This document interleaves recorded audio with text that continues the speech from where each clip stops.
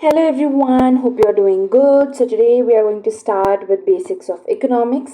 और सबसे पहले हम दो टॉपिक्स आज कवर करने वाले हैं. First is scarcity and the second one is rationing system.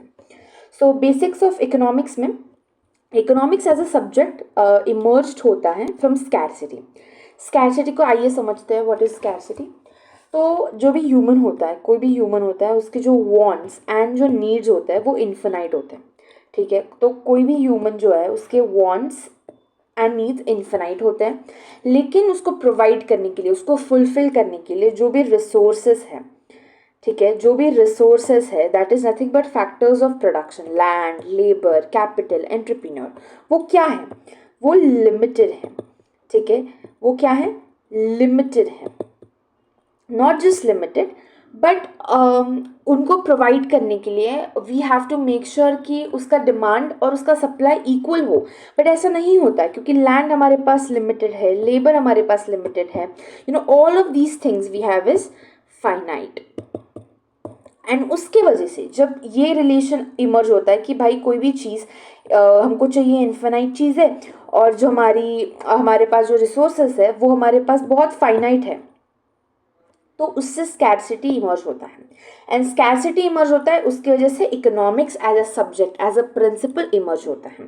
क्योंकि जब स्कैरसिटी होती है तो फिर अलग अलग प्रिंसिपल्स, अलग अलग थ्योरीज लगेंगी इन ऑर्डर कि वो रिसोर्सेज कैसे डिस्ट्रीब्यूट होंगे, क्या होगा, उन रिसोर्सेज को कैसे यूटिलाइज करेंगे. And that is nothing but the all ball together here lies here in the scarcity.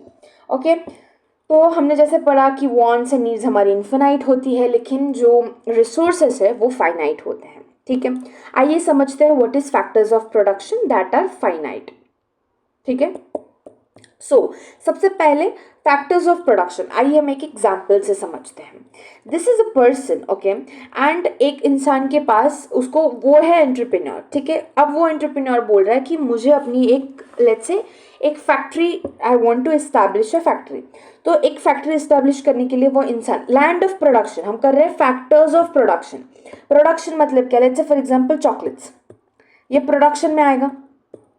ठीक है, these chocolates is nothing but production. तो ये प्रोडक्शन कैसे हुआ, उसके फैक्टर्स हम जान रहे हैं. सबसे पहले कोई भी इंसान है, अगर उसको फैक्ट्री, जैसे दिस इज पर्सन ए, इसका नाम रख देते हैं राम. राम को भाई बनानी है एक फैक्ट्री चॉकलेट्स की. ठीक है, अब उसने सबसे पहले लैंड ले ली. ठीक है, सबसे पहले वो लैंड लेगा. तो लैंड जब लेगा तो भाई उसको रेंट देना पड़ेगा. So this is his factor of production and rent. ठीक है, तो लैंड लेगा तो उसका रेंट भरेगा. अब लैंड तो मैंने ले लिया, चलो, अब वो लैंड पे कॉन्टिन्यूस काम करने के लिए ही नीड लेबर वर्क. ओके, ही नीड ह्यूमन लेबर. तो वो क्या करेगा? लेबर लाएगा. अब लेबर को कुछ देने के लिए, लेबर, आप कोई भी, no one will come and work for you until unless you don't pay them. तो आप उस लेबर को आपको पे करना होगा इन टर्म्स ऑफ वेजेस, मतलब money. Okay, so that is your labour. अब आपने देखा कि यार एक बी इंसान है, राजू.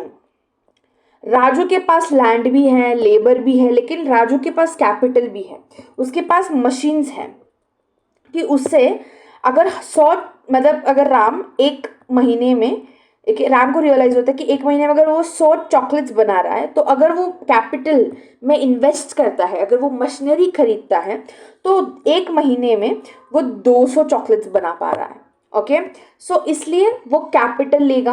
एंड कैपिटल लेगा तो उसका जो आउटपुट है वो अच्छा होगा. ठीक है, आउटपुट विल इंक्रीज. तो वो कैपिटल में इन्वेस्ट करेगा एंड उसके कैपिटल के रिटर्न में उसको इंटरेस्ट मिलेगा. ठीक है, क्योंकि ऑब्वियसली अगर वो लेट्स से 1,000 रुपीज डाल रहा है इन ए मशीन, तो ये 1,000 रुपीज उस इंसान के अराउंड 5 मंथ्स में कवर हो रहा है, एंड उसके बाद तो उस इंसान का प्रॉफिट ही प्रॉफिट हो रहा है because of that capital. Correct. Now if you talk about entrepreneur कौन है? हमारा राम है. तो ये सारे आउटपुट्स, मतलब सॉरी, ये सारे इनपुट्स जब वो डालेगा इनटू हिज बिजनेस, तो वो एक एंटरप्रेन्योर बनेगा, क्योंकि वो एक डिसीजन मेकर है. एंड जब वो एक ऐसे अच्छे डिसीजंस, गुड डिसीजंस बनाएंगे, समटाइम्स बैड ऑल्सो, बट जब वो डिसीजन बनाएगा तब वो क्या करेगा? प्रॉफिट कमाएगा. एंड वो प्रॉफिट जाएगा एंटरप्रेन्योर को. लेट्स से उसको 1,000 रुपीज प्रॉफिट आया है. ठीक है, उसने इन्वेस्ट करा था 500 रुपये, उसको 1,000 रुपीज़ आया है. उसमें से 500 रुपीज़ वो उसका प्रॉफिट होगा, तो एंटरप्रेन्योर को मिलता है प्रॉफिट। ओके, सो या that is nothing but your factors of production. तो स्कैरसिटी में जब हमने ये पढ़ा कि इन्फिनाइट वांट्स एंड नीड्स होती हैं, तो हमारे पास बहुत फाइनाइट रिसोर्सेज होते हैं, एंड हमारे resources is nothing but factors of production, they are very finite for us. Okay, and resources could be other things also, ठीक है, आपके अदर रिसोर्सेज ऑल्सो, लैंड हो गया, लेबर हो गया, and then there could be other natural resources हो गए, तो there are different sort of resources which you will be learning further. तो या this is the all together thing about scarcity, which is finite and infinite, which is infinite wants होती है humans की, और उसके जो रिसोर्सेज है वो हमारे पास फाइनाइट होते हैं। Are we clear about this? Hopefully we are clear. Let me know in the comment if you have still doubt about the scarcity part and the factors of production wala part. The second topic that we are looking forward is going to be rationing system. तो rationing system कैसे emerge होता है? तो हमने जैसे पढ़ा कि भाई हमारे पास इन्फिनाइट वांट्स एंड नीड्स है, लेकिन हमारे पास फाइनाइट रिसोर्सेस है. तो हमारे पास जब फाइनाइट रिसोर्सेस हो जाती हैं, तो do you think it would be fair कि सब, मतलब डू यू थिंक कि हर इंसान को इक्वल वो रिसोर्सेज बांटी जाए? नहीं. लेट्स से 100 एप्पल्स होंगे आपके पास, और आपके पास खाने वाले 110 होंगे, तो you have to make sure कि आप डिस्ट्रीब्यूशन अच्छे से करें. जब आपके पास स्कैरसिटी का प्रॉब्लम इमर्ज होता है, स्कैरसिटी का प्रॉब्लम इमर्ज होने की वजह से there is a new term that comes out which is system, which is nothing but system of distribution. ठीक है, तो system of, I'll write it here again, system of distribution. Okay, so system of distribution में we can understand कि system of distribution is nothing but your rationing system. Rationing, तो हम बोलते हैं ना कि आपके पास राशन कार्ड, तो if you have ration card you get the government schemes के थ्रू आपको ग्रेन्स मिलते हैं एंड ऑल ऑफ दैट, तो you get the food, grains और अदर रिसोर्सेज. तो राशनिंग सिस्टम हमारे इंडिया में हम उसको बोलते हैं PDS. I am really sorry, it's kind of fumbling, but या PDS, which is nothing but public distribution system. Okay, public distribution system. और पब्लिक डिस्ट्रीब्यूशन सिस्टम जो इंडिया PDS के नाम से हम बोलते हैं, PDS के नाम से जो हम बोलते हैं, PDS, उससे इमर्ज होता है आपका ration card. If you have heard about it, ration card, तो हर इंसान के पास राशन कार्ड होता है कि आपके घर में इनफ राशन आ रहा है कि नहीं. Do you have enough resources at your home? अगर नहीं है तो हम आपको प्रोवाइड करेंगे, government ensures that. So that is nothing but PDS and your ration card.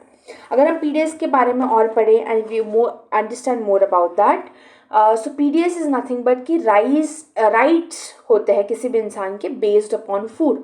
क्या वो इंसान को सिक्योरिटी नेटवर्क मिल रहा है, सिक्योरिटी नेटवर्क जो इंश्योर करे कि उस इंसान को अफोर्डेबल एक्सेस हो इसेंशियल फूड ग्रेन्स क्या हो गए? आपके पास इनफ राइस है, you have 5 people living in a house hold. क्या आपके पास इनफ फूड ग्रेन्स जैसे rice, wheat, all of these important food grains है कि नहीं? तो पहले ये वेलफेयर बेस्ड सेटअप होता था, अभी ये ज़्यादातर टारगेट करता है टेक ड्रिवन सिस्टम को. इसके कुछ की फंक्शंस भी देख लेते हैं, जैसे storage, transportation, subsidised distribution through a network of fair price shops है कि नहीं.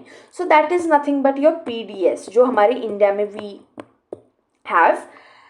Okay, following to that, PDS का objective, the main objective of PDS is कि भाई वो इंश्योर करता है कि फूड सिक्योरिटी है. क्या है? Food security. Do you have food security? Food security है कि नहीं is very important. by providing essential commodities, कुछ essential commodities जैसे rice, wheat and coarse grains. So that is nothing but your PDS. And yeah, so we are done with the scarcity topic. We are done with the factors of production. We have understood four of them one by one.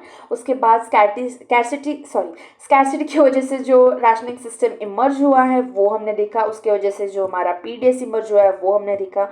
And as we very commonly used in our day-to-day life, which is ration card, that is also there.